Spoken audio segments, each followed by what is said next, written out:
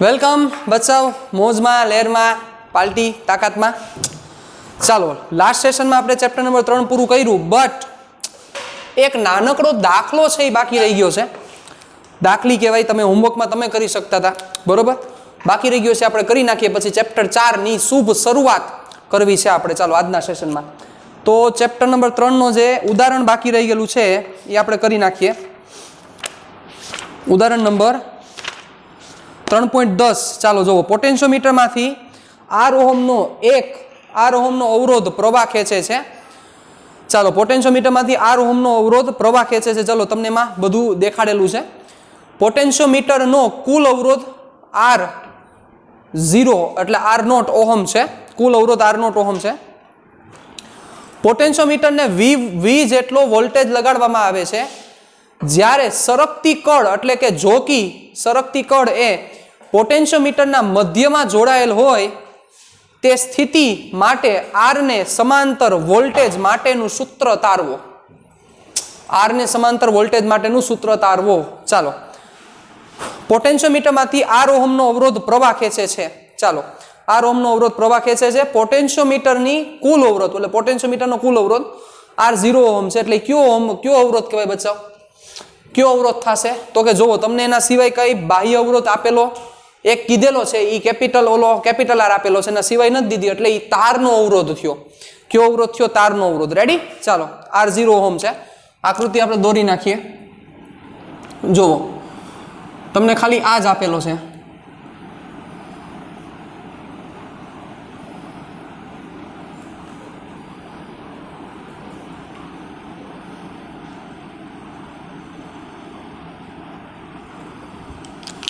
ચાલો, આની value R છે અને આની વેલ્યુ R0 એટલે R0 પણ તમે કહી શકો છો, V. અને આ જે ઓહમ છે આ તારનો અવરોધ છે. આ જે અવરોધ છે એ તારનો છે, એટલે આખા તાર માટે પણ દર્શાવી શકાય, પણ એની જગ્યાએ આપણે ખાલી વચ્ચે આ રીતના બ્રેકિંગ કરેલા છે. ચાલો, શું કીધેલું છે વાંચો. પોટેન્શિયોમીટરને V જેટલો વોલ્ટેજ લગાડવામાં આવે છે. ચાલો, લગાડી દીધો એરિયો. ઓકે, જ્યારે સરકતી કળ એ પોટેન્શિયોમીટરના મધ્યમાં જોડાયેલ હોય, એટલે સરકતી કળ પોટેન્શિયોમીટરના મધ્યમાં, હવે મધ્યમાં એટલે આ એક્ઝેક્ટ સેન્ટરમાં જોડાયેલ હોય, ત્યારે R ને સમાંતર વોલ્ટેજનું સૂત્ર મેળવો. R ને સમાંતર એટલે આ કેપિટલ R. R ને સમાંતર વોલ્ટેજ એટલે આ બે છેડા વચ્ચેનો વિદ્યુત સ્થિતિમાનનો તફાવત કેટલો થાય એ તમારે સૂત્ર મેળવવાનું છે. એટલે આના પછીની સર્કિટ વિચારો તો સર્કિટ આવી થાય.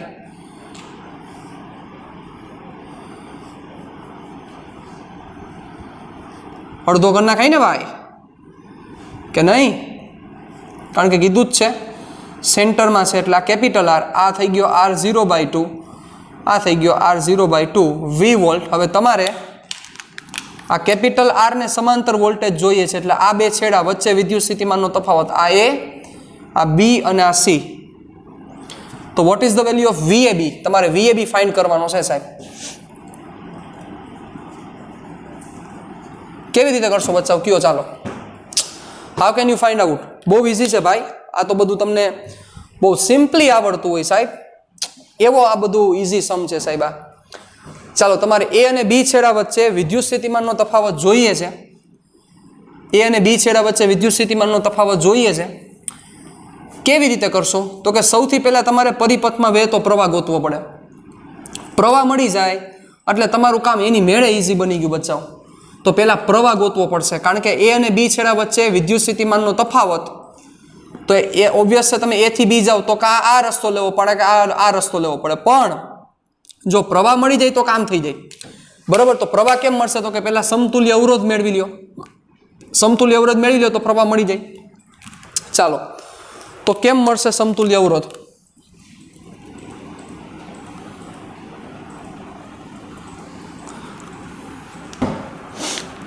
સમતુલ્ય અવરોધ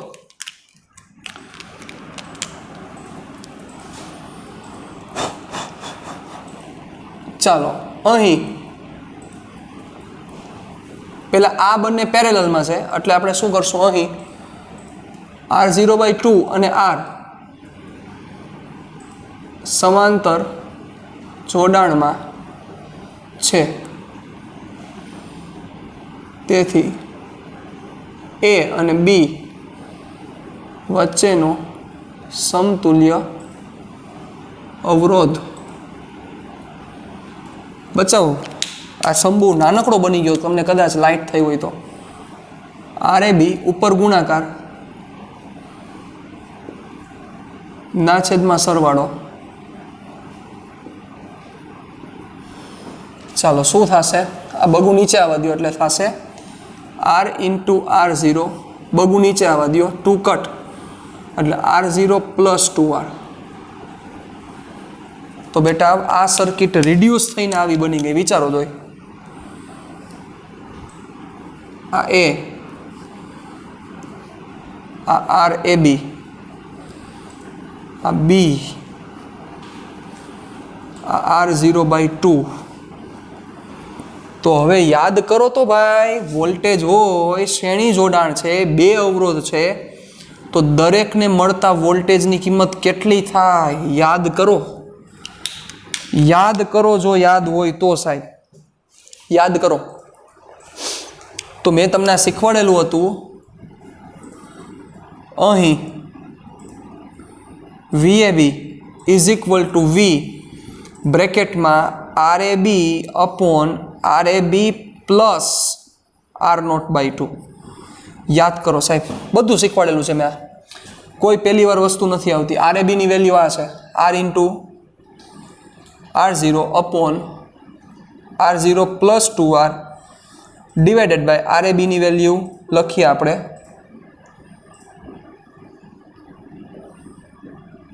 R into R0 upon R0 plus 2R plus R0/2. Ready? ચાલો હવે આનું વ્યવહારે જે સાદુરૂપ થતું હોય એ સાદુરૂપ કરી નાખો એટલે તમારો આન્સર આવી જશે. આપણે આન્સર કયા સ્વરૂપમાં જોઈએ છે, મુદ્દો એ છે. આન્સર 4R ના સ્વરૂપમાં જોઈએ છે. શું છે આન્સર? આન્સર જોઈએ છે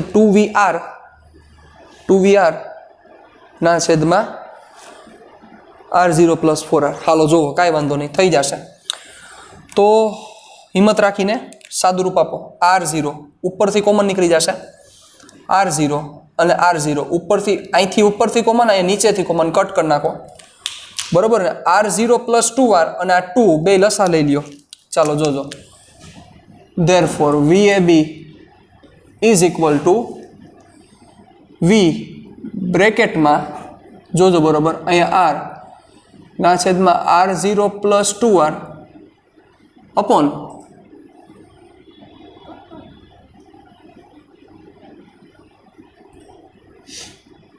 R ના છેદમાં R0 plus 2R plus 1/2 V. ચલો બે લસા અને જવા દો અહીંયા, એટલે થઈ ગયું કામ. જો લાઇટ થઈ હોય તો R ઉભા રહ્યો, હજી એક કામ કરી તો ભાઈ, બધું એકનું એક થશે, વાંધો ને. હાલો લસા લઈ લ્યો ને, હાલો કાંઈ નથી કરવું. R ના છેદમાં R0 પ્લસ 2R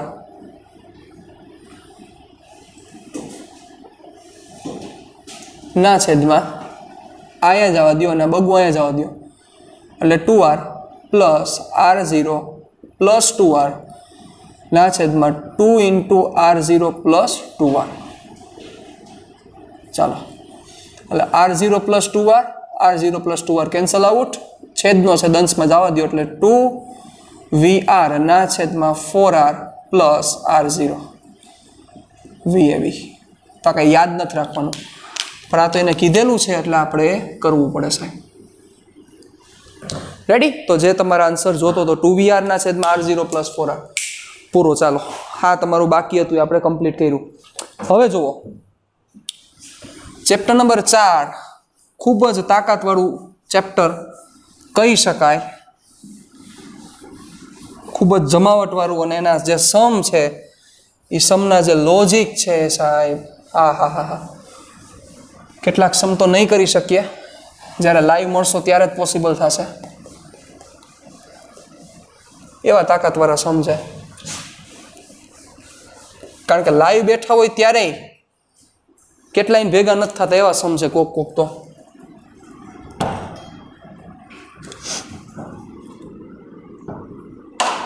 ચાલો, ગતિમાન વિદ્યુતભાર અને ચુંબકત્વ.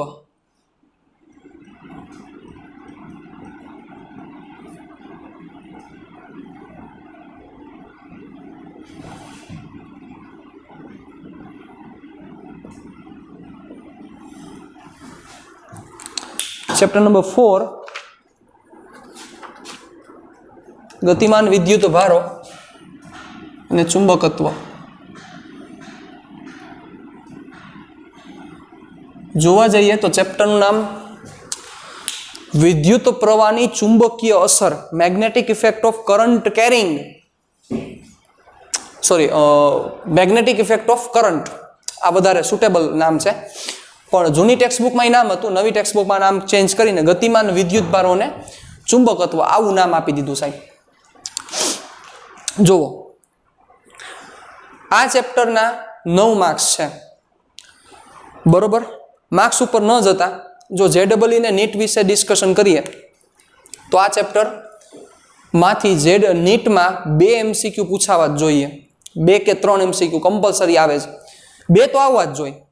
આ વખતે થોડુંક ઇમ્બેલેન્સ કરેલું હતું સાહેબ, ત્રીજા ચેપ્ટરમાંથી 5 કાઢી લીધા હતા અને ચોથામાંથી 1 જ હતો, બાકી 2 MCQ તો આમાંથી નીકળે છે કે આ ચોથા ચેપ્ટરમાંથી, બરોબર. કમ્પલસરી છે, કારણ કે એટલી અગત્યતા છે ને એવું તાકાતવાળું ચેપ્ટર છે. તમે ભણશો એટલે તમને જે જમાવટ આવશે સાહેબ, જે ફિઝિક્સનું નોલેજ મળશે, બરોબર, એવું આ ચેપ્ટર છે. બીજી વસ્તુ ચેપ્ટરની ખાસિયત એ છે કે જે કેટલાક લોકો માટે પોઝિટિવ પોઈન્ટ્સ બનશે ને કેટલાક માટે નેગેટિવ પોઈન્ટ પણ બનશે. આ ચેપ્ટર આખે આખું 3D માં છે. આ ચેપ્ટર આખે આખું 3D માં છે, મતલબ 3 ડાયમેન્શનમાં છે. મતલબ આ ચેપ્ટર જેટલું બોર્ડ ઉપર ચાલશે એના કરતાં વધારે હવામાં ચાલશે, એટલે એને સમજવાની પણ એટલી મજા આવશે, કારણ કે એટલી બધી દિશાઓ, એટલું એનું અન્ડરસ્ટેન્ડિંગ, એટલું સમજવું, એ બધું અહીંયા પ્રેઝન્ટ છે સાહેબ. એટલે કોઈ આમાં એક પણ પ્રકારની મજાક નહીં ચાલે ચેપ્ટરમાં, બરોબર. અને ખાસ આ ચેપ્ટરમાં તમારે એ ધ્યાન રાખવું પડશે, કારણ કે આ ચેપ્ટરમાં દિશા ઉપર આખી ગેમ ચાલવાની છે સાહેબ તમારી, બરોબર. ડિરેક્શન શું છે, ફોર્મ્યુલાસ તમને આવડતા હોવા જોઈએ, ડિરેક્શન શું છે એ તમને લાઈટ થવી જોઈએ. એટલે તમારે આ ચેપ્ટરમાં આપણે જેમ ચોથું ચેપ્ટર ભણ્યા હતા સમતલમાં ગતિ, યાદ કરો. સમતલમાં ગતિમાં આપણે કેમ એક્ટિવ રહ્યા હતા, કેવી રીતે એક્ટિવ રહ્યા હતા યાદ કરો. તો કે ડેઈલી ટુ ડેઈલીના લેક્ચર્સનું રેડી કરી નાખવાનું. આજે જે ચાલ્યું છે એ બીજા દિવસે રેડી હોવું જોઈએ, કાલે જે ચાલે છે એના પછીના દિવસે રેડી હોવું જોઈએ. આ તો જો કે યુનિવર્સલ લો છે સાયન્સ માટેનો, પણ આપણે બધા ફોલો નથી કરતા, પણ આ કેસમાં તો તમારે ખાસ ફોલો કરવું જ પડશે. જો ફોલો નહીં થાય તો લોચા બહુ મોટા ઊભા રહેવાના છે સાહેબ આ ચેપ્ટરમાં. બનશે એવું કે બહુ સારી રીતે સમજ્યા બાદ પણ છેલ્લે તમને એમ થશે કે આ ચેપ્ટરમાં સારું કંઈ ખબર નથી પડતી, કયા સૂત્રો ક્યાં મૂકવા ખબર નથી પડતી, એવું થશે. કારણ કે ઘણા બધા સૂત્રો છે, લોટ્સ ઓફ ફોર્મ્યુલા છે. એટલે લાર્જેસ્ટ ચેપ્ટર એમ કહી શકાય. આખે આખા પાર્ટ 1 અને પાર્ટ 2 બે ભેગા કરો એટલે એમાંનું સૌથી મોટામાં મોટું ચેપ્ટર ગતિમાન વિદ્યુત ભારો અને ચુંબકત્વ, એવું તાકાતવાળું ચેપ્ટર. જો તમે કટ ટુ કટ હાઈરે રહ્યો છો તો સાવ ઇઝી ચેપ્ટર છે, કાંઈ છે જ નહીં ચેપ્ટરમાં.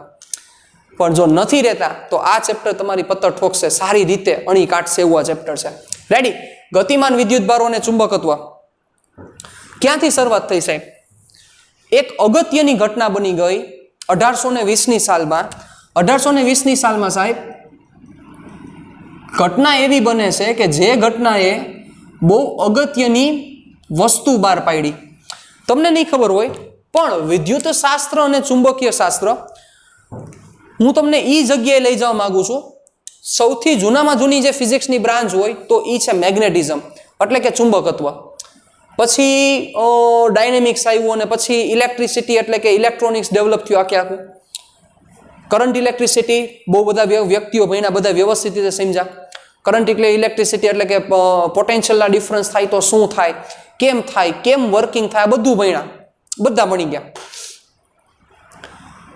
અને સામે સામે બંનેનો પેરેલલ વિકાસ થયો, એટલે આ બાજુ મેગ્નેટિઝમનો વિકાસ થયો તો એની સામે કરંટ ઇલેક્ટ્રિસિટીનો વિકાસ થયો. 1820ની સાલ સુધી કોઈને ખબર નહોતી કે પ્રવાહ અને ચુંબકીય ક્ષેત્રને એકબીજા સાથે કંઈક કનેક્શન છે. કોઈને ખબર નહોતી, કોઈ એના વિશે જાણતું જ નહોતું કે આ શું છે, આમાં શું ચાલી રહ્યું છે. કોઈને એક પણ પ્રકારની ખબર નહીં કે પ્રવાહ અને ચુંબકીય ક્ષેત્રનો એકબીજા સાથે સંબંધ છે. તો તમે એવું મન ન કહેતા કે ધોરણ 10માં અમે વિદ્યુત ગણતરી ભણ્યા હતા. બેટા એ તો પછીની બધી વાત છે. એટલે તમે જ્યાં બેઠા છો, હું તમને જ્યાં ટાઈમ ટ્રાવેલ કરીને લઈ જાઉં છું, એ જગ્યા એવી છે કે જ્યાં you don't no there is any relationship between the current and magnetic field. તો 1820ની સાલ થાય છે સાહેબ, એક સાયન્ટિસ્ટ કે જેનું નામ ઓસ્ટેડ નામના મહાન સાયન્ટિસ્ટ સાહેબ, એ ફિઝિક્સની લેબોરેટરીમાં એના સ્ટુડન્ટ્સને લઈને જાય છે અને ઓહમના નિયમની આખી ચર્ચા કરતા હોય છે. ઓહમના નિયમની ચર્ચા કરતા હોય ત્યારે શું થાય તો કે એક હોકાયંત્ર અહીંયા પડેલું હોય છે, બરોબર, કે જે એન અને એસ દેખાડતું હોય. તમને ખ્યાલ છે કેમ વર્ક કરે આપણે ભણશું 5મા ચેપ્ટરમાં, એના વિશે આખી ડિટેલ છે. પ્રયોગ કરતા હોય છે અને એ એમને ત્યાં પડેલું હોય છે, કારણ કે એને કાંઈ કામ ન હોય. એટલે આપણે શું હોય, ઘણી બધી વાર આપણે જુદી વસ્તુ કરતા હોય, કેટલીક જગ્યાએ જુદી વસ્તુ આમ આપણે વર્કિંગ કરતા હોય ને બાજુમાં કંઈક વસ્તુ પડી, એનું કંઈ કામ ન હોય, એટલે આપણે એને એમને રહેવા દઈએ ને, આપણે એને કાંઈ હરી ન કરીએ. તો એવી જ રીતે એને હોકાયંત્ર પડ્યું હતું અને અહીંથી આખો તાર અને અહીંયા સળિયો, એ સળિયામાંથી પ્રવાહ અને અહીંયા બેટરીનો એક્સપેરિમેન્ટ ચાલુ હતો. બેટરીના એક્સપેરિમેન્ટનું વર્કિંગ થતું હતું. અહીંયા ઓલી સોય, ચુંબકીય સોય, હોકાયંત્રમાં તો ચુંબકીય સોય આખું વર્કિંગ કરતી હોય, બરાબર. આ ચુંબકીય સોય આ રીતના હતી સાહેબ. હવે વસ્તુ એવી બની કે જેવું આ બંધ કરવામાં આવ્યું, પ્રવાહ પસાર થયો, તો સાહેબ જેવું આ બંધ કરવામાં આવ્યું, આ સોએ કોણાવર્તન આપ્યું. સાહેબ બહુ સમજવા જેવી વાત. આ સોએ કોણાવર્તન દીધું. સોએ કોણાવર્તન આપ્યું એટલે ઓસ્ટેડ નામના સાયન્ટિસ્ટ ચિંતામાં મુકાણા. એ મૂંઝવાઈ ગયા. ચુંબકીય સોય અને આ ચુંબકીય સોએ કોણાવર્તન આપ્યું. ઓસ્ટેડ મૂંઝાણા કે ભાઈ આ સોએ કેમ કોણાવર્તન આપ્યું. જેવી અહીંથી બેટરી ઓપન કરી લીધી એટલે વળી પાછી સોય હતી એમ થઈ ગઈ. વળી કળ બંધ કરવામાં આવે એટલે વળી પાછું કોણાવર્તન, વળી પાછી બેટરી અહીંથી ઓપન કરી નાખો, સીધું આખું થઈ ગયું. ઓસ્ટેડ મૂંઝાણા કે ભાઈ કેમ આ કેમ થાય છે નથી ખબર પડતી. તમને એમ થાય કે એમાં શું વિચારો સાહેબ, ચુંબકીય સોએ કોણાવર્તન આપ્યું. કોણ કોણાવર્તન આપે છે? ચુંબકીય સોય. અને ચુંબકીય સોય કોણાવર્તન ક્યારે આપે વિચારો. ચુંબકીય સોય કોણાવર્તન ક્યારે દે? તો કાં તો ચુંબકીય સોય કોણાવર્તન ત્યારે આપે, કાં તો ચુંબકીય ક્ષેત્ર ઉત્પન્ન થયું હોય તો ચુંબકીય ક્ષેત્રમાં આ ચુંબકીય સોય આવેલી હોય તો કોણાવર્તન દે, બાકી કોણાવર્તન ન દે. હલવાના એ જગ્યાએ ચુંબકીય ક્ષેત્ર ઉત્પન્ન થયેલું હોવું જોઈએ, કાં આજુબાજુમાં કોઈ ચુંબક હોવું જોઈએ. વિચારો તો હલવાના એ જગ્યાએ ઓલાએ જોયું ઓસ્ટેડ, કારણ કે ઓસ્ટેડ ફિઝિક્સના ટીચર પોતે, એટલે એને ઈ તો વસ્તુ મગજમાં ઉતરી જ કે ભાઈ અહીંયા ઈ શું થયું એમ, કે અહીંયા ચુંબક તો છે નહીં, એટલે કે આ સોયની આસપાસ કંઈ ચુંબક તો રાખેલું નથી, અને આ સોયની આસપાસ કંઈ ચુંબક નથી, તેમ છતાં એને કોણાવર્તન આપ્યું. કેમ પોસિબલ છે વિચારો. તો આ સોય કોણાવર્તન દે છે એનો મતલબ એવો છે કે આ તારમાંથી પ્રવાહ પસાર થવાને લીધે, ચુંબક ન હોવાને લીધે, સાંભળજો મારી વાત, આ તારમાંથી પ્રવાહ પસાર થવાને લીધે અહીંયા ચુંબકીય ક્ષેત્ર ઉત્પન્ન થયેલું હોવું જોઈએ. જો ચુંબકીય ક્ષેત્ર ઉત્પન્ન ન થયું હોય તો આ ચુંબકીય સોય કોઈ દી કોણાવર્તન દે જ નહીં. ને વળી પાછું એને ઈ પણ વેરીફાઈ કર્યું કે સાહેબ આમાં કોઈ અનાયાસે નથી થઈ ગયું ને, એટલે સર્કિટ ઓપન કરી એટલે વળી પાછી આ સોય આવી બની ગઈ. એટલે ઓસ્ટેડ મૂંઝાઈ ગયા, તરત એક્સપેરિમેન્ટ લઈને એક્સપેરિમેન્ટ મૂકી દીધો કબોર્ડમાં. છોકરાઓને કહી દીધું હાલો ભાઈ પૂરો તમારો એક્સપેરિમેન્ટ. થોડોક સમય ગયો થોડોક સમય ગયો પછી એરાગો નામના સાયન્ટિસ્ટ આવ્યા. એરાગો નામના સાયન્ટિસ્ટ ઓર્સ્ટેડના મિત્ર, અને ઓર્સ્ટેડે કીધું કે એલા કંઈક આવી વસ્તુ મેં જોઈ યાર, આ સમજાણું નહીં કાંઈ. એરાગો કે શું છે? એટલે ઓર્સ્ટેડે એને દેખાડ્યું. ઓર્સ્ટેડ કે જોઈ કે જ્યારે હું કે આ પ્રવાહી કે પસાર કરું છું ને પ્રવાહ, ત્યારે કે આ ચુંબકીય સોય આનું શું થયું, ડિફ્લેક્શન જોવા મળ્યું. એટલે ચુંબકીય છે એ ચુંબકીય સોય આખી અહીંયા કોણાવર્તન પામે છે એવું મને જોવા મળે છે. એરાગો કે લા તે બહુ મોટી વસ્તુ ગોતી નાખી છે. ઓર્સ્ટેડ કે હું કર્યું મેં એવું બધું? એરાગોએ કીધું કે દોસ્ત તે ઈ ગોઈતું છે કે ગતિમાન વિદ્યુત ભારો, મતલબ કે પ્રવાહધારિત સળીઓ ચુંબકીય ક્ષેત્ર ઉત્પન્ન કરી શકે છે કે જે અત્યાર સુધી કોઈ સમજતા નહોતા, કોઈને પણ ખ્યાલ નહોતો કે પ્રવાહધારિત સળીઓ એ ચુંબકીય ક્ષેત્ર ઉત્પન્ન કરી શકે છે. ત્યારે આ પેલો રિલેશન આવ્યો સાહેબ કે જેને પ્રવાહ અને આ સળીઓ એ બે વચ્ચેના કનેક્શન આપ્યા, એ પેલો રિલેશન આવ્યો. ત્યાં સુધી આ રિલેશન હતો જ નહીં, ત્યાં સુધી કોઈ માનતા જ નહોતા કે પ્રવાહ અને ચુંબકીય ક્ષેત્રને એકબીજા સાથે કઈ કનેક્શન હોય. પણ પેલો રિલેશન અહીંયા સાબિત થયો કે જ્યાં પ્રવાહ અને ચુંબકીય ક્ષેત્ર રિલેશન થયો.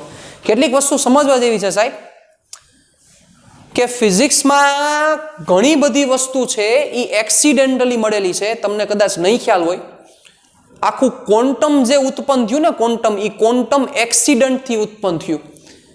આકસ્મિક રીતે આખું આ ડેવલપમેન્ટ થયું. જે આઇન્સ્ટાઈનના તમે ફોટોગ્રાફિક ઇફેક્ટ કે જે તમે ભણવાના છો ચેપ્ટર 11માં, એ બધું છે એ એક્સિડન્ટલી ઉત્પન્ન થયેલું છે સાહેબ.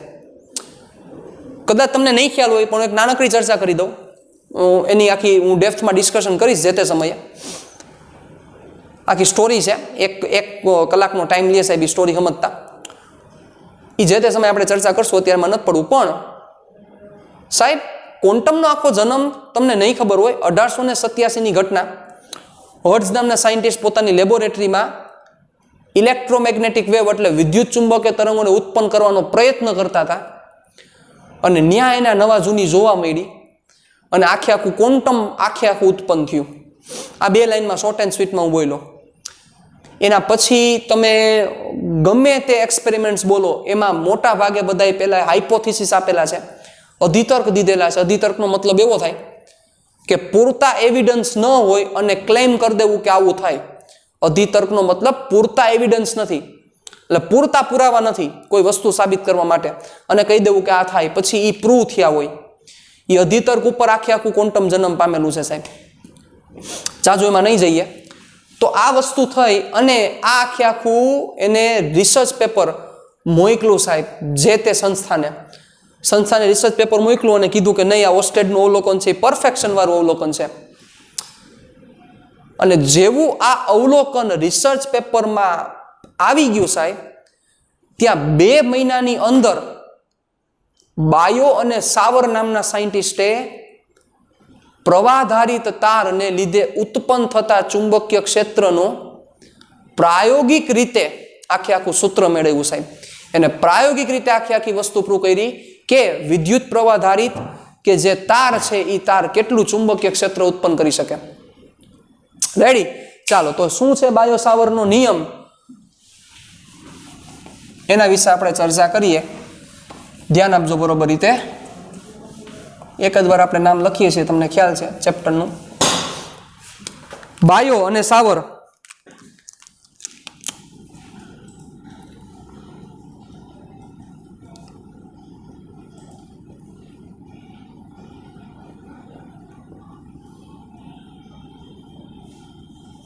બાયો અને સાવરનો નિયમ એટલે બાયો સાવરનો નિયમ. ચાલો ધ્યાન આપજો. એક તાર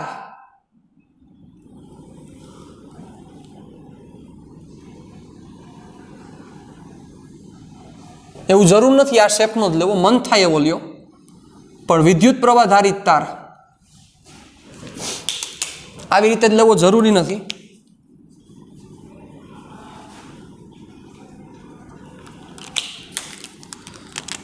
આમાંથી પ્રવાહ આ દિશામાં વહન પામે છે.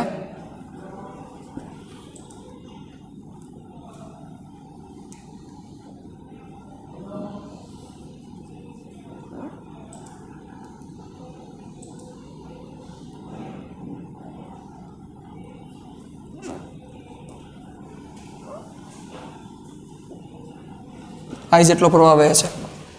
રેડી?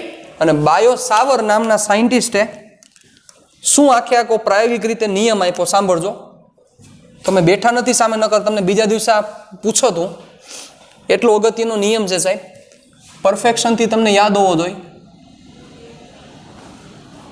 અને ખાસ વસ્તુ, હોમવર્કમાં તમારે આજથી આના જેટલા પણ સૂત્રો આવે બધા સૂત્રો વિથ નોટેશન તમારે મને 5-5 વાર સબમિટ કરવાના ચાલુ કરવાના છે સાહેબ. આજથી હોમવર્કમાં આના સૂત્રો જેટલા પણ આવે એ બધા સૂત્રો તમારે 5-5 વાર સબમિટ કરવાના છે. એમાં જે નોટ્સ આવી નોટ્સ 5-5 વાર સબમિટ કરવાની છે. રેડી? ચાલો ધ્યાન આપજો.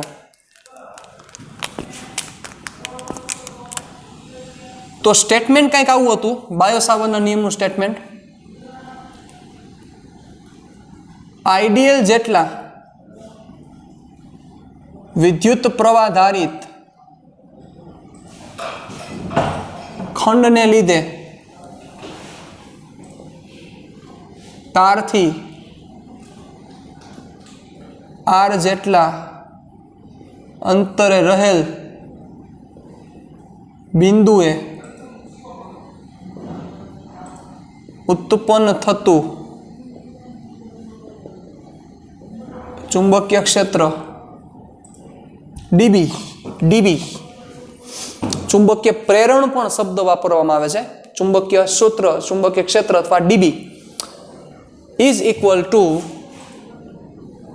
μ0/4π ideal cross r caret upon r². આ સૂત્ર બાયો સાવર નામના સાયન્ટિસ્ટ આપ્યું સાહેબ. બાયો અને સાવર બે સાયન્ટિસ્ટો હતા.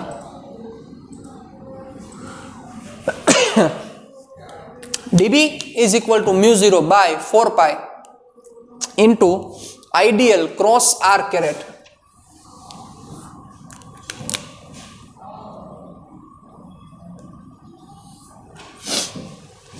Ideal cross r caret upon r².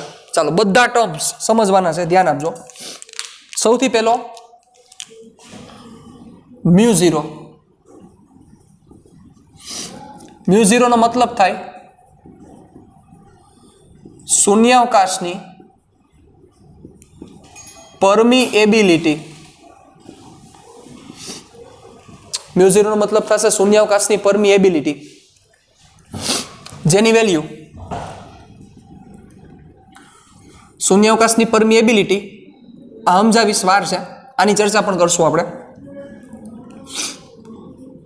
4π into 10⁻⁻⁷ tesla metre પર એમ્પિયર. ટેસ્લા મીટર પર એમ્પિયર. મહાન સાયન્ટિસ્ટ સાહેબ ટેસ્લાની યાદમાં ચુંબકીય ક્ષેત્રનો એકમ એટલે આ જે બીનો એકમ છે ને ટેસ્લા કહેવામાં આવે છે. ચુંબકીય ક્ષેત્રના એકમને ટેસ્લા કહેવામાં આવે છે. મહાન સાયન્ટિસ્ટ ની યાદમાં. તમને પ્રશ્ન થતો હશે કે સર તો એનું એમએલટી શું, બધું સમજાવીશ, વાર છે, શાંતિ રાખી દો. 4π into 10⁻⁷ ટેસ્લા મીટર પર એમ્પિયર μ0 એટલે અચળાંક કે જેમ કુલમના નિયમમાં 1/4πε0 હતો એમ અહીંયા μ0/4π છે. 1/4πε0 એટલે એ આવતો અચળાંક હતો, એમાં μ0/4π છે. રેડી? એટલે μ0 નો મતલબ શૂન્યાવકાશની પરમિએબિલિટી 4π into 10⁻⁷ ટેસ્લા મીટર પર એમ્પિયર. એકમ સહિત યાદ હોવું જોઈએ. ચાલો આઈડિયલ બહુ અગત્યનું વસ્તુ છે. આઈડિયલ એટલે પ્રવાહની દિશામાં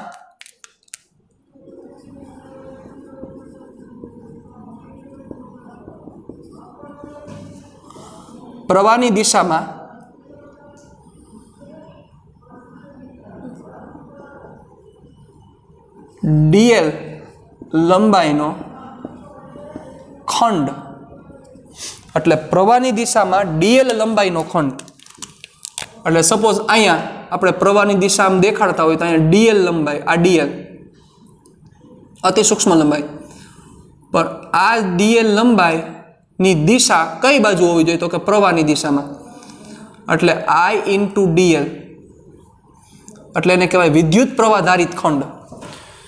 વિદ્યુત પ્રવાહધારિત ખંડ રેડી? I ઇન્ટુ dl, અતિ સૂક્ષ્મ dl લંબાઈનો ખંડ લેવાનો છે, પણ dl ની દિશા વિદ્યુત પ્રવાહની દિશામાં, એટલે idl cross r caret upon r square. ચાલો હવે એ વસ્તુ હમણાં સમજાઈ જશે.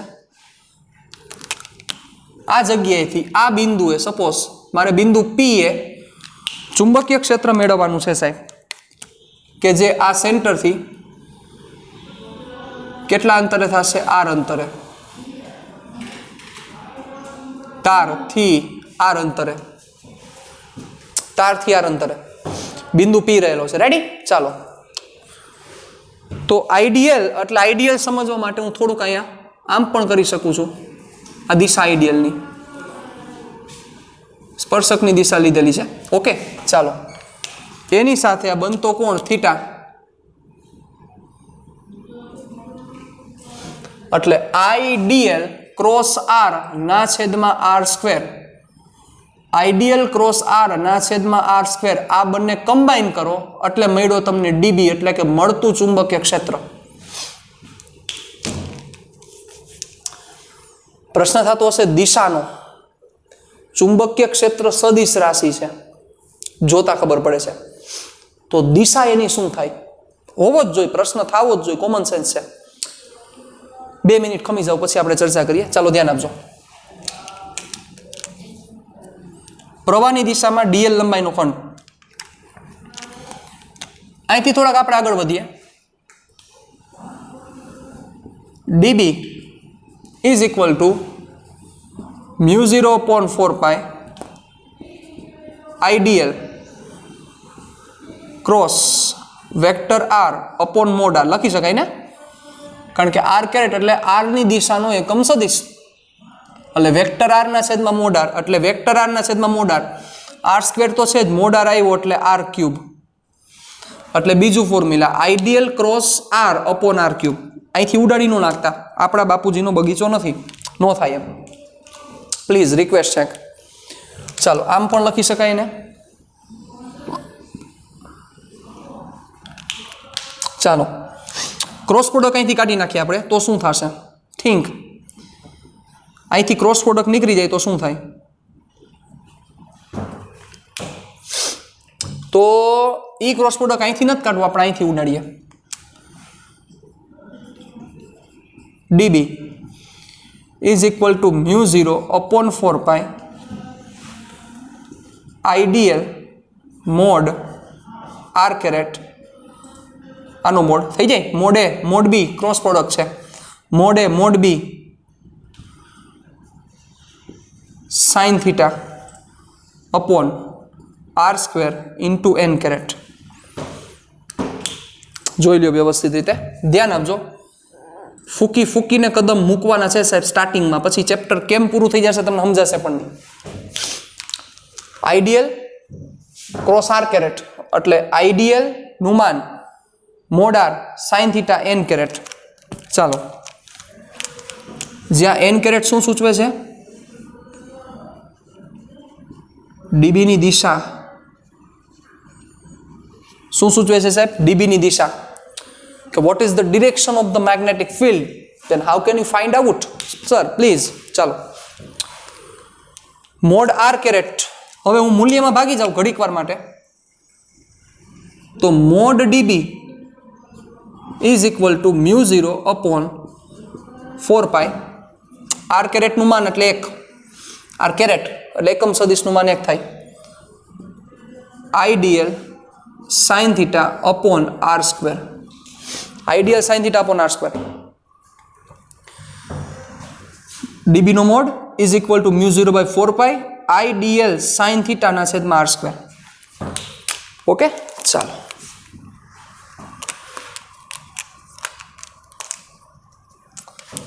હવે દિશા માટે સમજીએ સાહેબ. દિશા બહુ જ ઇમ્પોર્ટન્ટ છે સાહેબ.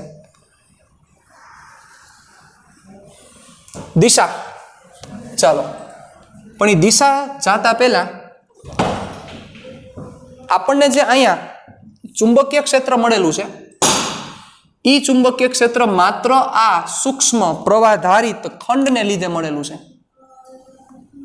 પણ આ તો આખો તાર આ વિદ્યુત પ્રવાહ ધરાવે છે, વિચારો, આખો તાર આ વિદ્યુત પ્રવાહ ધરાવે છે. તો કેટલા ખંડ પડતા હશે વિચારો, આવા ડીએલ લંબાઈના ખંડ કેટલા પડતા હશે? સમજી શકાય વાત છે, કોમન સેન્સની વાત છે, અનંત ખંડ પડે. તો આ ડીએલ ને લીધે ઉત્પન્ન થતું ચુંબકીય ક્ષેત્ર ડીબી મળ્યું, આ ડીએલ ને લીધે આ જગ્યાએ ઉત્પન્ન થતું ચુંબકીય ક્ષેત્ર પાછું ડીબી, આ ડીએલ ને લીધે આ જગ્યાએ મળતું ચુંબકીય ક્ષેત્ર પાછું ડીબી, આ ડીએલ ને લીધે આ જગ્યાએ મળતું ચુંબકીય ક્ષેત્ર પાછું ડીબી. આમ કરતા કરતા કરતા કરતા કરતા કરતા કરતા કરતા કરતા આ બધાને લીધે, બધાય સૂક્ષ્મ ખંડને લીધે મળતું dB dB dB dB dB dB dB ભેગું કરો એટલે તમને બી મળે, અને સતત સરવાળો કરવો પડે. એટલે સંકલન સિવાય તમારી પાસે કોઈ રસ્તો નથી સાહેબ, સંકલન સિવાય તમારી પાસે કોઈ રસ્તો નથી.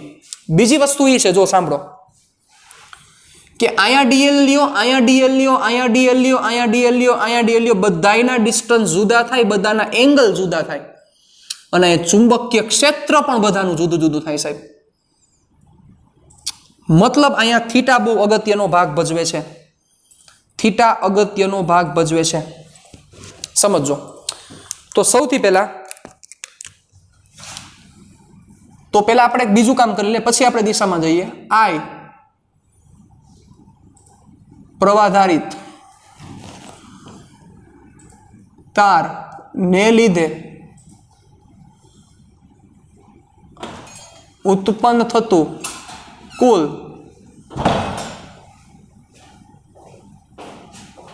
ચુંબકીય ક્ષેત્ર શું થશે? that is B integration of dB mu 0 upon 4 pi IDL cross r caret upon r square mu 0 by 4 pi is constant integration over line integral. એટલે અહીંયા હું L લખું છું. line integral એટલે રેખા સંકલન L, એટલે IDL cross r caret upon r square. This is the B. ચાલો, શું આ યાદ રાખવાનું છે? નહીં, આને ખાસ કંઈ યાદ રાખવાની જરૂર નથી. ચાલો, અહીંયા સુધીનું કામ પૂરું થઈ ગયું. અગત્યની વસ્તુ છે એ એની દિશા સાહેબ, ચુંબકીય ક્ષેત્રની દિશા સમજાવી જરૂરી છે. ચાલો ધ્યાન આપજો. હવે હું હેડિંગ મારીશ બી ની દિશા.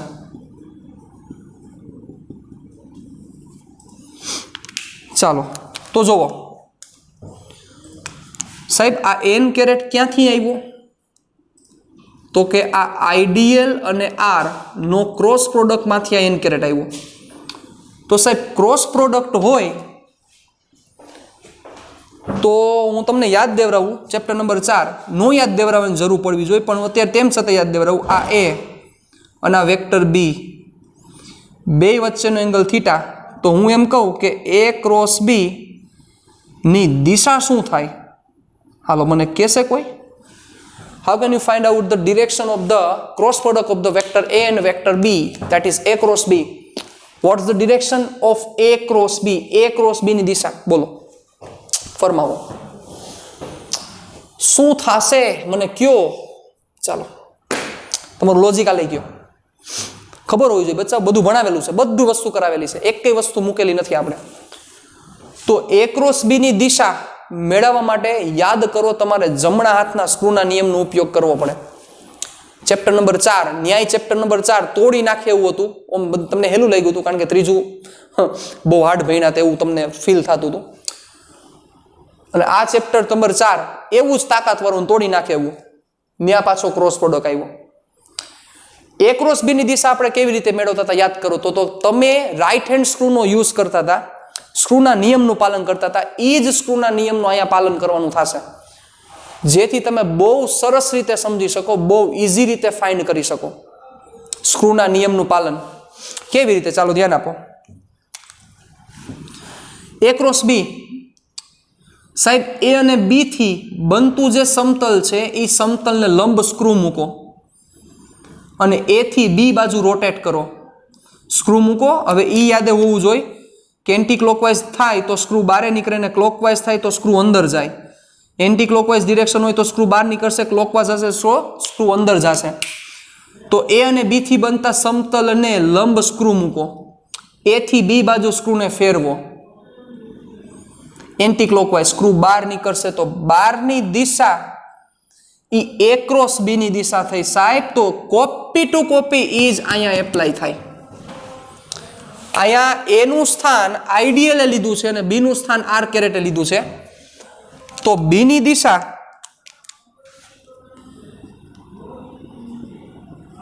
આઈડિયલ અને આર થી બનતા સમતલને લંબ હોય છે.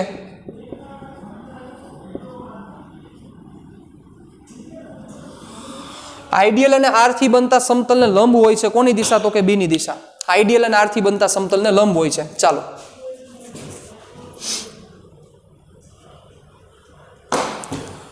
પણ લંબ એટલે તો બે દિશા થાય ને.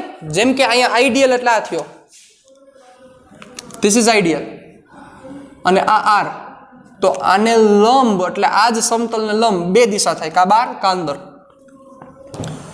તો અમારે પી જગ્યાએ જોઈએ છે તો શું થશે? તો સાહેબ સ્ક્રૂ ક્યાંથી કઈ બાજુ ફેરવવાનો હોય? યાદ કરો, પહેલા વેક્ટરથી બીજા વેક્ટર બાજુ સ્ક્રૂ ફેરવવાનો. સૌથી પહેલા સ્ક્રૂ ડાયરેક્ટ નથી ફેરવવાનો, પહેલા સ્ક્રૂ મૂકવાનો છે. એ અને બી થી બનતું જે સમતલ છે એ સમતલને લંબ સ્ક્રૂ મૂકવાનો છે. ચાલો સ્ક્રૂ મૂકી દો, લંબ મૂકો, સ્ક્રૂ લંબ મૂકી દીધો. એટલે આઈડિયલ અને આ આર થી બનતું આ જે સમતલ છે, આઈડિયલ અને આર થી બનતા સમતલને લંબ સ્ક્રૂ મૂકો.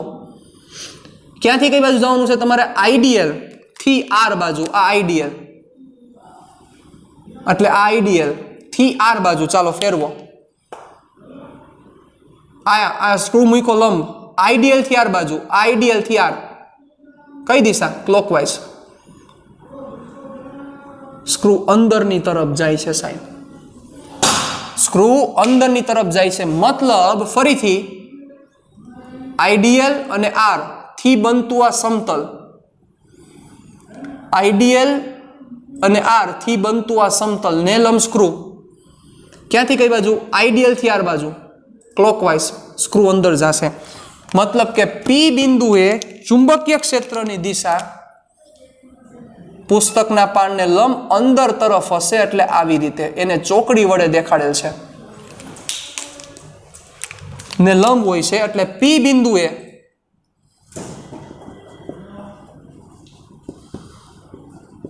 જમણા હાથના સ્ક્રૂના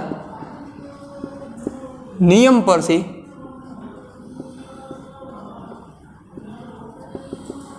ચુંબકીય ક્ષેત્રની દિશા સમતલને લંબ અંદર તરફ હશે અને અંદર તરફને ચોકડી વડે દેખાડવામાં આવે છે. હવે આ જે ચોકડી છે ને એ તીર ઉપરથી નક્કી કરવામાં આવે છે. તમે વિચારો, કોઈ તીર છે, એ તીર આ બાજુ આવતું હોય મારી સાઈડ, તો તીરનું મોઢું જે ટપકું છે એ મારી સાઈડ છે, બરોબર? એટલે તીરનું મોઢું મારી સાઈડ છે, એટલે બાર તરફ આવે છે. અને તમારી બાજુથી જોવો તો તમને અહીંયા શું દેખાય? અહીંયા ચોકડી દેખાય ને, ઓલું તીર આવતું હોય, તીર ઓલું નો ભાલા ફેક નહીં, આર્ચરી કહેવાય. આર્ચરીમાં જે તીર નો યુઝ કરતા હોય, અહીંથી આમ ખેંચીને મારે. મહાભારતમાં, રામાયણમાં રામ ભગવાન ને કૃષ્ણ ભગવાન ને બધે તીર વાપરતા, એ તીરની વાત છે. તો એ તીર આમ ગતિ કરતું હોય તો આગળ જે શું દેખાય? ખાલી ટપકું દેખાય. તો એનો મતલબ જો બહાર નીકળે છે તો એનો મિનિંગ ટપકું, હમણાં દેખાડીશું. અને જો અંદર જાય છે, ઓલી બાજુ તમે જુઓ તો તમને શું દેખાય? તીર આમ જાય છે. તો એનો મતલબ ઓલી બાજુ જો તમને એમ દેખાય ને અંદર જાય છે, તો ત્યાં ચોકડી કરવામાં આવે. જેમ કે આમ તીર હોય એટલે મોઢું તમારી બાજુ હોય તો મને શું દેખાય? મને અહીંયા ચોકડી દેખાતી હોય. એટલે હું શું કહું? હા, ચોકડી એટલે અંદરની તરફ જાય છે. અને તમારા બાજુથી શું દેખાય? તો કે આ ટપકું દેખાય. એટલે તમે શું કહેશો? કે બહારની તરફ આવે છે. એના કારણોસર એ બેઝ ઉપર અંદરની તરફ જ્યારે ચુંબકીય ક્ષેત્ર હોય ત્યારે ચોકડી દેવામાં આવે, અને બહારની તરફ ચુંબકીય ક્ષેત્ર હોય ત્યારે એને ટપકા વડે દર્શાવવામાં આવે છે. જેમ કે ચાલો હજી એક હું પોઈન્ટ કન્સિડર કરું, ધ્યાન આપજો. આ જ આઈડિયલ બિંદુ ક્યુ ધારું છું. ચાલો અહીંયા તો બિંદુ ક્યુ માટે ચુંબકીય ક્ષેત્રની દિશા શું થાય? ચાલો, what should be the direction of the magnetic field at the point Q due to this current carrying wire?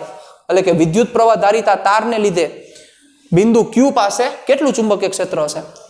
વિચારો, ચાલો વિચારીએ. કાંઈ ન હોય, આઈડિયલ અને આર થી બનતું જે સમતલ ચુંબકીય ક્ષેત્રની દિશા આપણે ફાઇન્ડ કરવી છે. વેલ્યુ તો તમને મળી જાય, તમારી પાસે આર પડ્યો હોય એટલે દિશા, એટલે આ આઈડિયલ અને આનું આર આમ થશે. ચાલો આર,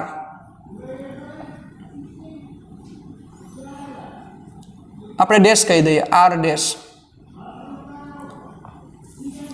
આ આઈડિયલ અને આ આર, તો ક્યાંથી કઈ બાજુ તમે રોટેટ કરશો? આ આઈડિયલ, આ આર, પુટ કરો સ્ક્રૂ, આ આઈડિયલ, આ આર, આઈડિયલ થી આર, આ આઈડિયલ થી આર ડેશ, એટલે આઈડિયલ થી આર ડેશ બહારની તરફ, એન્ટી ક્લોકવાઇઝ ડિરેક્શન.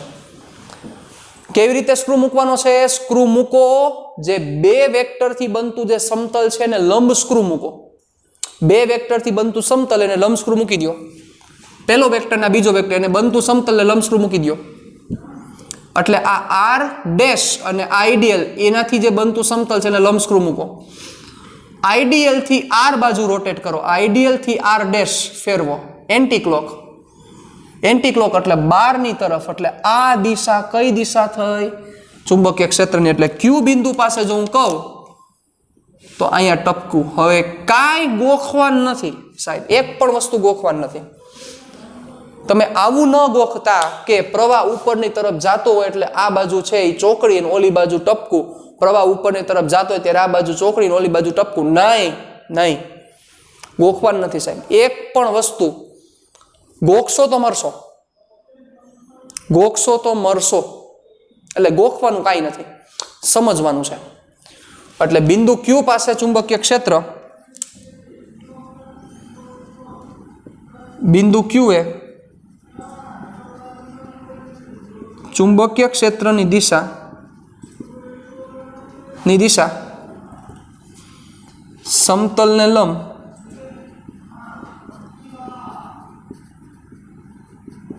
બાર તરફ હશે. સમતલને લંબ બાર તરફ હશે. રેડી? કે જેને આપણે ટપકા વડે રિપ્રેઝન્ટ કરશું, ટપકા વડે રિપ્રેઝન્ટ કરશું.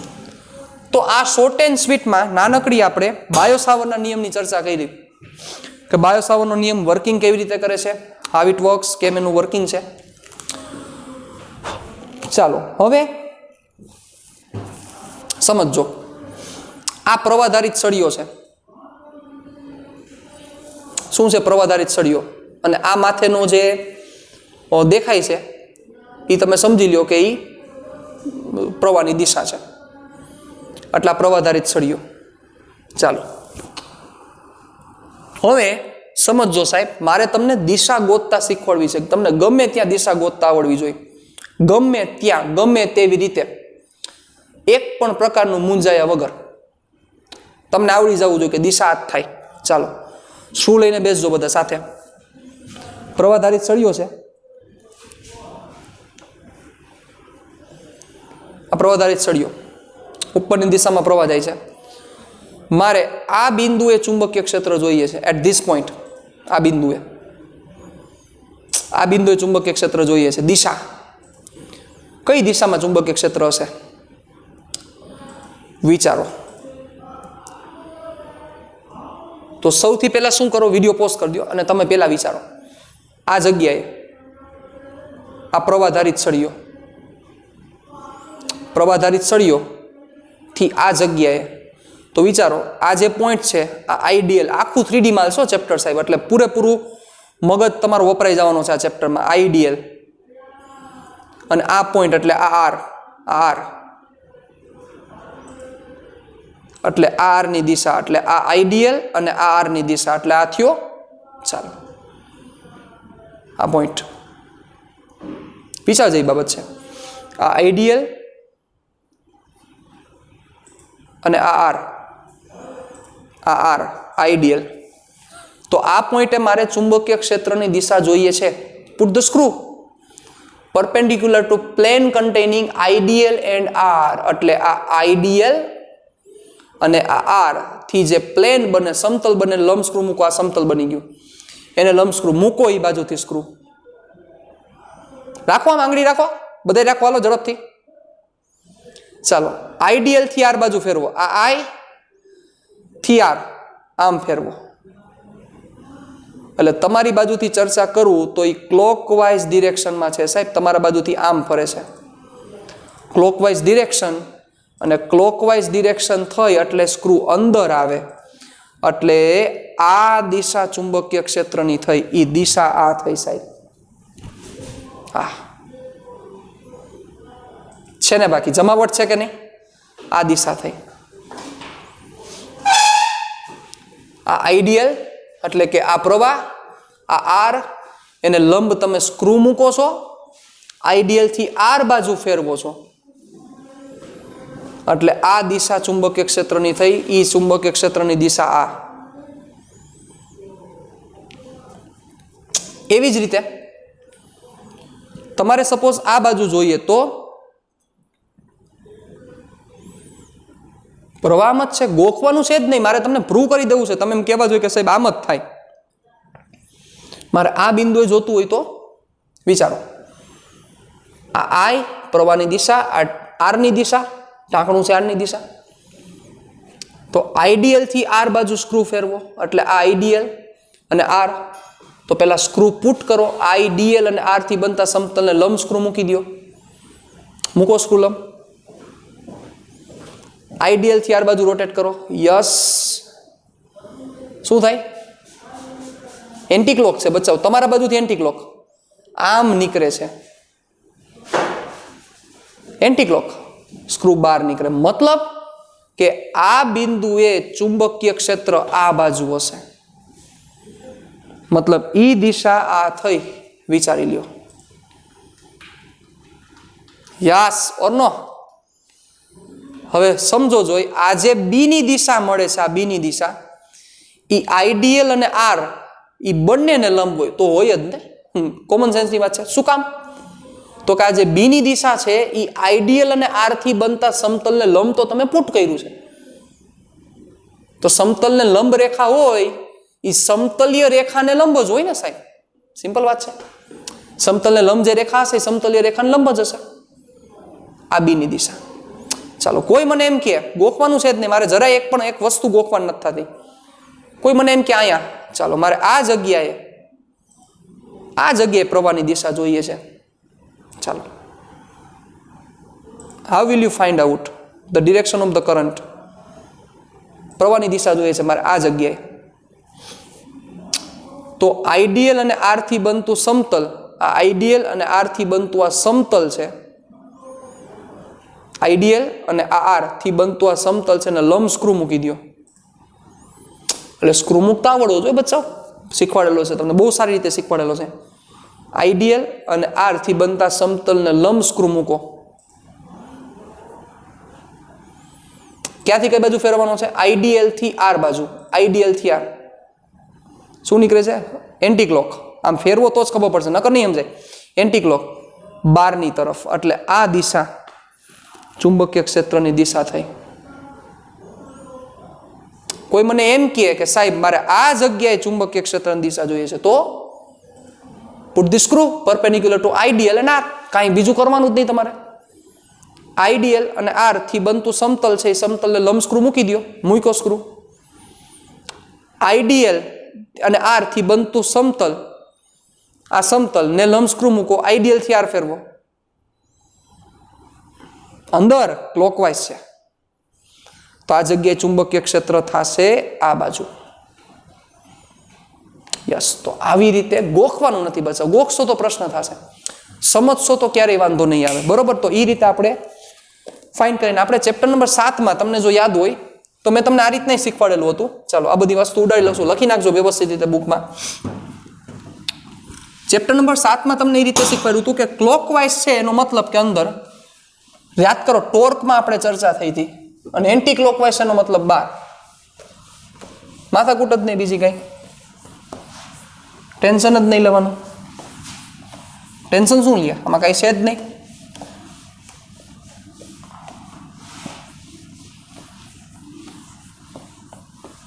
ચાલો આ ભલે રહ્યું એમને.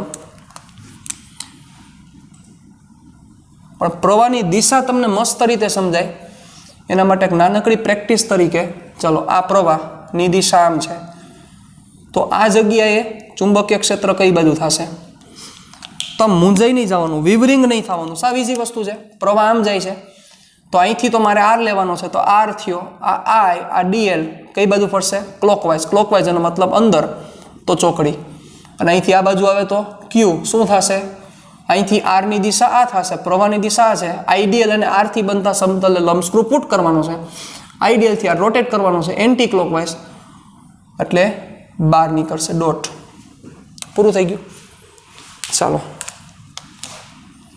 બીજી વસ્તુ ડાઉનવર્ડ આ જ વસ્તુ હવે અહીંયા થાય તો એમ ન કહેતા કે ઊંધું થાય મને ખબર છે ઊંધું થાય પણ તમે શીખો કે કેવી રીતે ચુંબકીય ક્ષેત્રની દિશા મળશે એટલે આઈડીએલ નીચે છે અને આ પી ની દિશા આ બાજુ છે એટલે આર આ થયો આઈડીએલ આમ પી આમ બે વચ્ચેનો તમે ક્યાંથી કઈ બાજુ રોટેટ કરશો આઈડીએલ થી P put the screw perpendicular to IDL and R anticlockwise screw બહાર નીકળશે એટલે અહીંયા થશે બહારની તરફ એટલે આ બિંદુએ ચુંબકીય ક્ષેત્રની દિશા બહારની તરફ થાય અહીંયા વિચારો બિંદુ ક્યુ એ આઈની દિશા નીચે તરફ છે આ આરની દિશા આઈ થી આર આ આઈ અને આ આર ક્લોકવાઇઝ એટલે સ્ક્રૂ જશે અંદરની તરફ ગોખવાનું નથી ગોખશો તો પ્રશ્ન થશે હવે એક વસ્તુ તમને હું લાઇટ દેવડાવું લાઇટ કરાવડાવું તમારો હોશ ઉડાડી દેશે સાહેબ જુઓ તમે આજે વિદ્યુત પ્રવાહધારિત ખંડ લ્યો છો એ કોની દિશામાં તમે લેવાનો છે વિચારો પ્રવાહની દિશામાં ડીએલ લંબાઈનો ખંડ પ્રવાહની દિશામાં ડીએલ લંબાઈનો ખંડ એટલે મતલબ કે પ્રવાહ ઉપર છે તો ઈ ખંડ ઈ દિશામાં લેવાનો છે પ્રવાહ નીચે છે તો ઈ ખંડ તમારે નીચેની દિશામાં લેવાનો છે તો તમે ખાલી મગજ આંકો યાર શું મગજ આંકવાની વાત છે તમે ખાલી ઈ મગજ આંકો કે એનો મતલબ કે પ્રવાહની દિશા બદલી જાય છે પ્રવાહની દિશા બદલી જાય છે તો જે ડીએલ તમે લ્યો છો એ બદલી જાય છે સાહેબ અને પ્રવાહની દિશા બદલે છે તો જોવો ચુંબકીય ક્ષેત્રની દિશા બદલી જાય છે ઉપરની દિશામાં પ્રવાહ છે તો ત્યારે આ જગ્યાએ ચુંબકીય ક્ષેત્ર અંદરની તરફ છે નીચેની દિશામાં પ્રવાહ છે ત્યારે આ જગ્યાએ ચુંબકીય ક્ષેત્ર બહારની તરફ છે મતલબ કે પ્રવાહની દિશા બદલે તો એનો મતલબ કે ચુંબકીય ક્ષેત્રની દિશા બદલે ચુંબકીય ક્ષેત્ર સદિશ રાશિ છે સદિશ રાશિની દિશા બદલવા માટે સાહેબ પ્રવાહ સદિશ રાશિની દિશા બદલાવી શકે છે તો સદિશ રાશિની દિશા કોઈ સદિશ હોય એ જ બદલાવી શકે બીજો ન બદલાવી શકે સાહેબ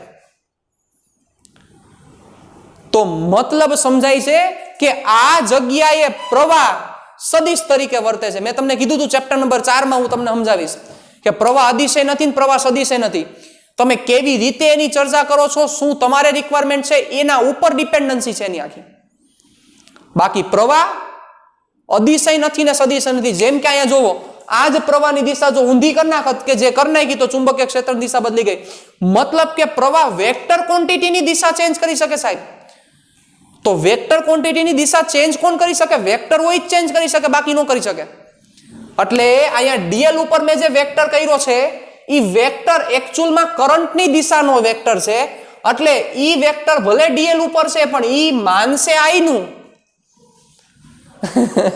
એટલે ઈ ભલે ડીએલ ઉપર વેક્ટર છે પણ ઈ માનશે કોનું તો કે આઈ નું એટલે આઈ કરે ઈ પ્રમાણે વર્કિંગ કરે સાહેબ આઈ જેવી રીતે કરે એવી પ્રમાણે ઈ વર્કિંગ કરે સાહેબ એટલે આ કેસમાં પ્રવાહ છે ઈ કેના તરીકે વર્તે છે સદિશ તરીકે વર્તે છે રિચર્ડ ફિનમેનના સ્ટેટમેન્ટ હતા ને સાહેબ કે પ્રવાહ અદિશ કે સદિશ નથી સેટિસ્ફેક્ટરી તમે એને નથી સમજાવી શકતા સંતોષકારક રીતે તમે સમજાવી નથી શકતા જ્યારે જેવી જરૂરિયાત પડે છે એ પ્રમાણે પ્રવાહ બિહેવ કરે છે એટલે એક જ ક્વોન્ટિટી ના બિહેવિયર ડિફરન્ટ ક્યારેક એઝ અ સ્કેલર બિહેવ કરે છે તો ક્યારેક એઝ અ વેક્ટર બિહેવ કરે છે અહીંયા વેક્ટર તરીકે વર્ક કરે છે સાહેબ પ્રવાહની દિશા ચેન્જ કરી નાખો તો ચુંબકીય ક્ષેત્રની દિશા બદલી ગઈ ચુંબકીય ક્ષેત્રની દિશા બદલી ગઈ મતલબ ચુંબકીય ક્ષેત્ર સદિશ રાશિ છે ફિલ્ડની ડિરેક્શન ચેન્જ કરી નાખી પ્રવાહે તો આ સમજવા જેવી વાત છે ઓકે તો આજના સેશનને આપણે અહીંયા વિરામ આપીએ છીએ ઘણી બધી વસ્તુ નવી ભણી ગયા ઘણી બધી વસ્તુ નવી આવે છે આ ડાયરેક્ટ ફોર્મ્યુલા બધું કોપી ટુ કોપી કુલમ લો સાથે હું કમ્પેરિઝન કરીશ, ક્યાંથી ક્યાં જુદું પડે છે એની ચર્ચા કરશું. બીજી ઘણી બધી પણ આપણે ચર્ચા કરવાની છે, ઘણી બધી વસ્તુ ભણવાની છે. હજી પાપા પગલિયા ચેપ્ટરમાં શરૂઆત કરી છે. પણ સાહેબ આના ફોર્મ્યુલાઝ, મ્યુ ઝીરોની વેલ્યુ, મતલબ હજી સમજાયું નથી, સમજાવીશ વાર છે. મ્યુ ઝીરોની વેલ્યુ, ફોર્મ્યુલા, ડિરેક્શન, ખાસ તો ડિરેક્શન, દિશા સમજાવવી બહુ જરૂરી છે સાહેબ. અને દિશા સમજવા માટે સાહેબ ચોખ્ખા શબ્દોમાં કહું છું, તમારે આજે અહીંયા મેં બોલપેન લઈને મેં ચર્ચા કરેલી છે એવી જ રીતે તમારે બોલપેન લઈને ચર્ચા કરવી પડશે. બોલપેન લઈને તમે ડિસ્કશન કરો, એક પણ પ્રકારનો પ્રશ્ન નહીં થાય, હું તમને છાતી ઠોકીને કહું છું. રેડી? સ્ક્રૂ મૂકવાનું જેમ કહું છું એ પ્રમાણે મૂકો. જ્યાંથી જે બાજુ ફેરવવાની વાત છે A ક્રોસ B છે તો વેક્ટર A થી B બાજુ ફેરવવાનો છે, વેક્ટર A થી વેક્ટર B બાજુ ફેરવવાનો છે. તેમાં આઈડિયલ ક્રોસ R છે તો આઈડિયલ થી સ્ક્રૂ R બાજુ ફેરવો. સ્ક્રૂની ગતિની દિશા તમને B ની દિશા આપશે. Common sense. ડન. તો મળીએ પાછા નેક્સ્ટ સેશનમાં. ટાટા બાય બાય, સી યા. ફિર મિલેંગે ચલતે ચલતે.